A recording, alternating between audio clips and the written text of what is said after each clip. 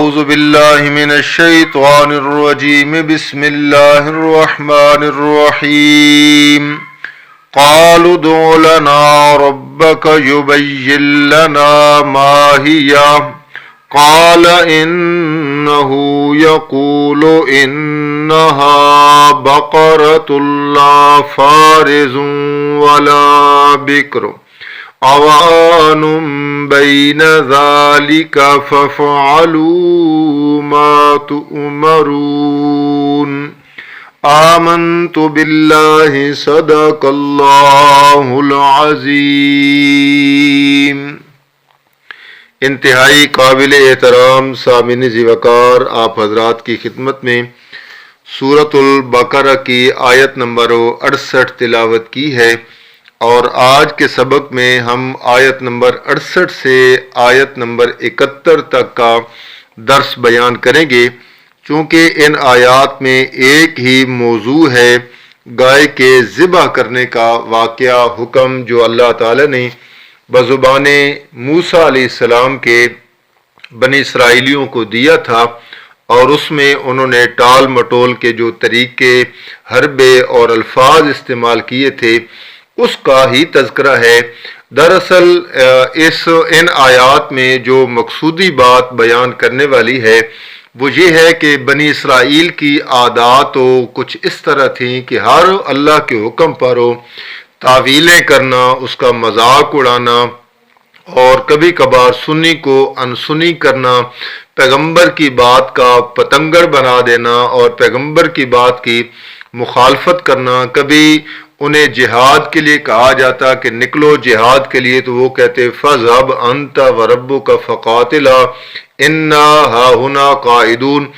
آپ جائیں اور آپ کا رب جائے جہاد کرنے کے لیے، ہم تو یہاں پر بیٹھے ہیں۔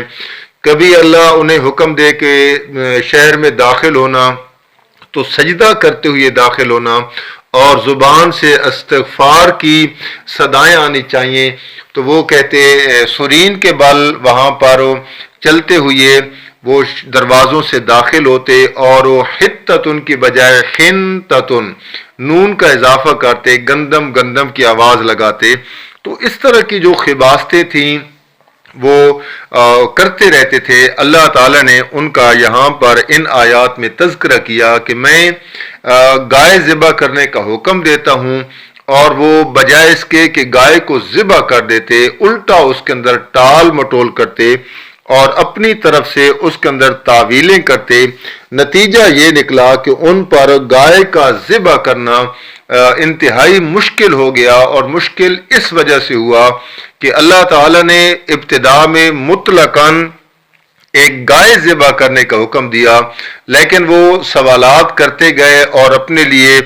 مشکل پیدا کرتے گئے۔ کبھی کہتے وہ گائے کس طرح ہونی چاہیے، اس کا رنگ کیسا ہونا چاہیے، اس کی عمر کتنی ہونی چاہیے، اور جناب وہ جو ہے وہ کھیتی کو پانی پلانے والی ہونی چاہیے یا نہ ہونی چاہیے۔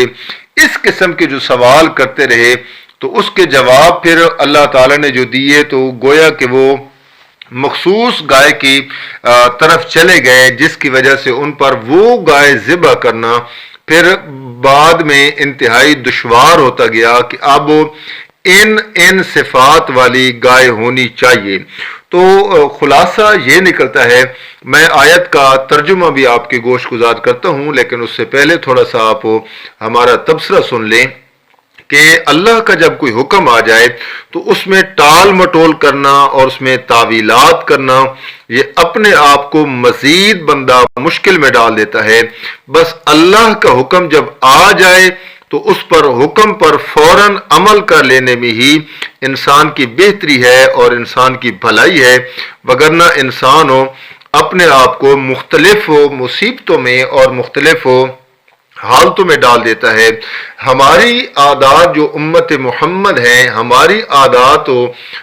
کچھ بنی اسرائیل سے مختلف نظر نہیں آتی۔ ہم بھی اللہ تعالیٰ کے واضح حکموں میں ٹال مٹول سے کام لیتے ہیں۔ نماز کا حکم آ جائے تو ہم اس میں ٹال مٹول کرتے ہیں، اور جی بادشاہ دل ٹھیک ہو تو نماز بعد میں بھی ہو سکتی ہے، ابھی پڑھائی کرنی ہے، ابھی کام کرنا ہے، ابھی نیند کرنی ہے، سب نمازیں اکٹھی پڑھ لیں گے اور پھر टंगोसला छोड़ने वालों ने टंगोसला छोड़ा कि कज़ाए उम्री कर लेंगे। एक ही दिन में, एक ही रात में 2 रकत पढ़ने से कज़ाए उम्री वाक़ हो जाती है और उम्र भर की जो नमाजें हैं उनकी कज़ा हो जाती है। ये सब दीन के नाम पर ड्रामा है और लोगों को गुमराह करने के मुतरादिफ है। पर्दे के अहकाम देख लें तो पर्दे के मुतालिक हो जी, हया और पर्दा जो अल्लाह फरमाते हैं कि हया करो, पर्दा करो, ये लाजिम है, उसमें बहाने हम बना लेते हैं। पर्दा दिल का होना चाहिए। आज के दौर में तो ये खैर से मुमकिन भी नहीं है। अभी उम्र ही क्या है और अभी तो छोटी बच्ची है, इसका क्या है। तो याद रखें कि जो हद बुलुगत को पहुंचने के करीब हो या ऐसी बच्ची है जो अभी हद बुलुगत को तो नहीं पहुंची लेकिन उसका कद बढ़ गया है, सेहत अच्छी है, तो उसे चाहिए कि वो बच्ची भी पर्दा करे। अगरचे शरई तौर पर उस पर पर्दा लाजिम नहीं हुआ है लेकिन एहतियात के तौर पर हो, चूंकि खाते पीते घराने की बच्ची है, कद बड़ा हो गया है, उम्र अभी छोटी है लेकिन कद बड़ा हो गया है, सेहत अच्छी है, तो उसे पर्दा करना चाहिए। और याद रखें कि जिस तरह नमाज फर्ज है, ज़कात फर्ज है और साहिब इस्तिताअत पर हज फर्ज है, इसी तरह ये जो पर्दा है ये भी फर्ज है। लेकिन हम जब बैठे होते हैं, अपनी टून के अंदर बैठे होते हैं, हम साबिका दौर की मिसालें देते हैं और जो पहले वाला दौर बड़ा अच्छा था, यूं ही एक दूसरे के घर आना जाना था और कोई किसी किस्म का पर्दा नहीं था, फिर भी लोग एक दूसरे के साथ रहते थे, एक ही कमरा था, एक ही घर था, ये हो रहा था, वो हो रहा था। तो याद रखें कि दीन इस्लाम ना कोई नया आया है और ना कोई पुराना है, बल्कि दीन है नबी पाक सल्लल्लाहु अलैहि वसल्लम की जो दौर है वहां से दीन है। जो अहकाम शरीयत नबी अलैहिस्सलाम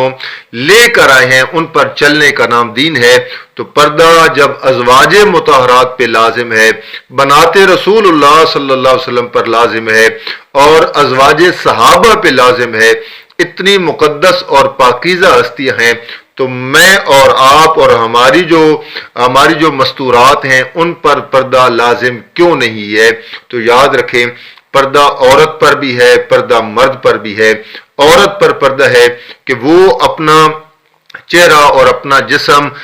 जो गैर महारिम है उनसे छुपा के रखे, चेहरा भी छुपाए, हाथों को भी छुपाए। और कुछ मखसूस आज़ा हैं जो महारिम के सामने दिखाए जा सकते हैं। फिर महारिम में बाप है, भाई है और दीगर चचा है, ये जो महारिम है। इसके बाद खामद है, खामद के लिए उसके जिस्म का किसी हिस्से का पर्दा नहीं है, लेकिन बाकी जो हैं उसकी भी एक लंबी तफसील है, उसको भी इंशाल्लाह किसी दर्स में बयान करेंगे। इब्तिदाई तौर पर पर्दे के मुतालिक ये पर्दा भी याद रखें, ये अल्लाह का हुक्म है, इसमें हम टाल मटोल करते हैं, सूद खाते रहते हैं और जी मेरा कमीशन हुआ ना, ये सूद तो नहीं बनता ना। सूद है, बिलाशुबा सूद वाला काम सूद होता है, उसमें तावीलें, जो बैंक का सूद है उसको आप कहें कि ये मजबूरी है, मेरी वो ज़कात भी तो काटती है लिहाजा वो ज़कात उधर कटती है, मैं इधर प्रॉफिट ले लेता हूँ। सूद कैसे बन गया? सूद के बगैर गुजारा मुश्किल है, मुमकिन नहीं है, मैं मुश्किल में हूँ, परेशानियां हैं, वहां से आमदन आ जाती है। ये सब तावीलें हैं। और कोई कारोबारी बंदा है तो वो कहता है कि झूठ और धोखे के बगैर बादशो फिर माल ही नहीं बिकता है, सच का जमाना ही नहीं है, कारोबार में ऐसा करना पड़ता है, झूठ ना बोलें तो नुकसान होता है। ये सारी की सारे टाल मटोल हैं। ज़कात का नंबर आता है तो हम कहते हैं जनाबो अभी माल फंसा हुआ है, अभी मेरे हालात ठीक नहीं है। और बुराई से कोई रोकने की बात आती है तो हम कहते हैं नहीं, आजकल का दौर ऐसा है, किसी को कुछ ना कहो, बस अपना घर संभालो, किसी को कुछ ना कहो। तो याद रखें कि जब तक रूह है, जब तक इंसान के जिस्म में जान है, उस पर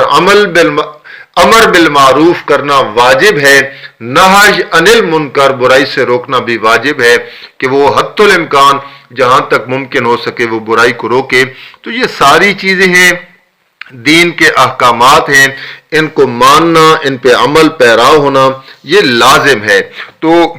ये जो बनी इसराइल के मुतालिक आयात हैं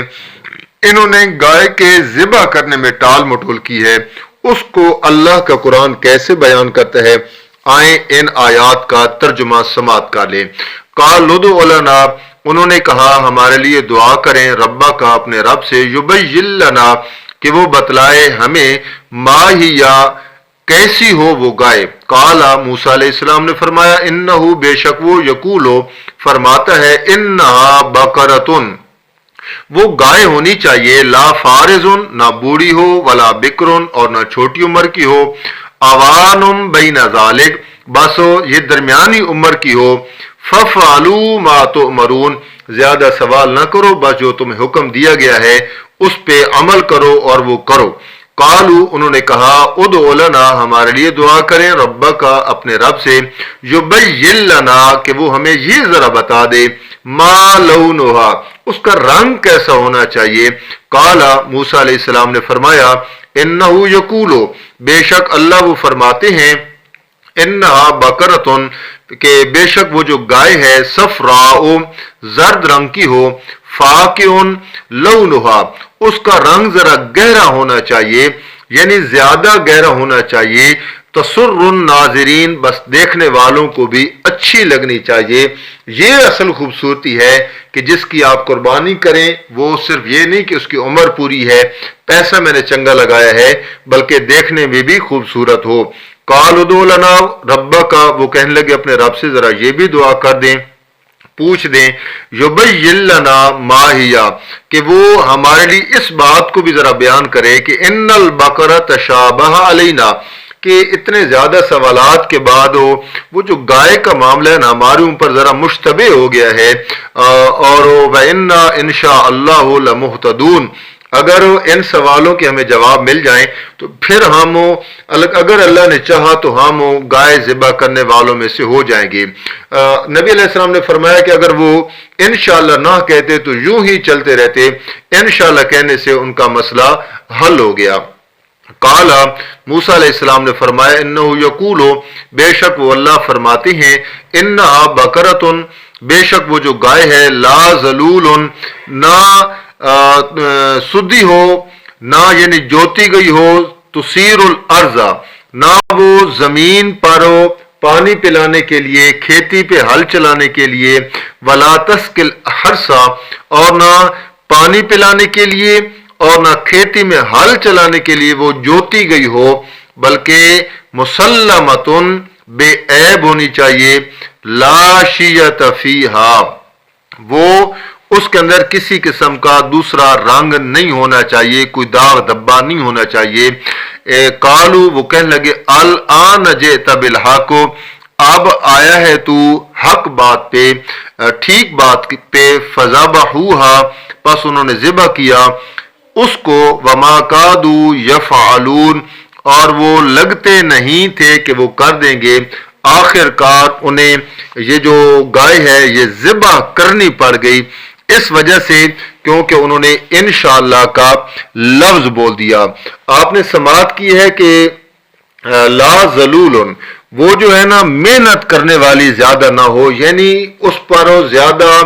کام کاج اس سے نہ لیا گیا ہو، اور کام کاج سے کیا مراد ہے، یعنی تثیر الارض ولا تسقل حرسا،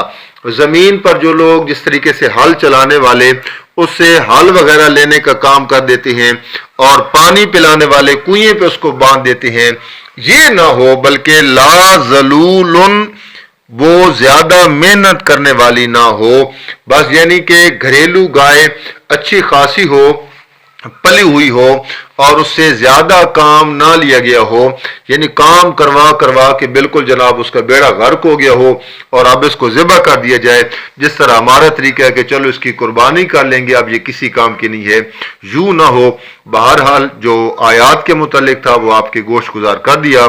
اللہ عمل کی توفیق عطا فرمائے، وما علینا الا البلاغ۔